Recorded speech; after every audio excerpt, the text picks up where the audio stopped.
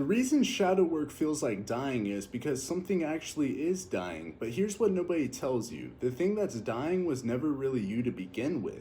Carl Jung called it the false self, the identity you built to survive, the masks you wore to stay safe, stay loved, stay accepted. And for a long time, those masks worked. The problem is, you eventually fused with them. You forgot you were wearing them at all.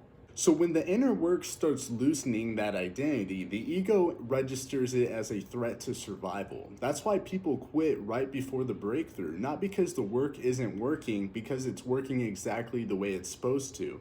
Jung called the deeper process individuation, not becoming someone new, but finally becoming what you actually are underneath everything you learn to perform. Jesus pointed at the same truth in Matthew 16:25. The Greek word there isn't life, it's psyche, self, identity, the constructed version of you. Whoever tries to save that self will lose it. Whoever releases it will find what's real. And in Luke 11:35, he said, "See to it that the light within you is not darkness." In other words, even what you call your good self, your identity, your carefully maintained image, examine it, because an unexamined self is still a false one.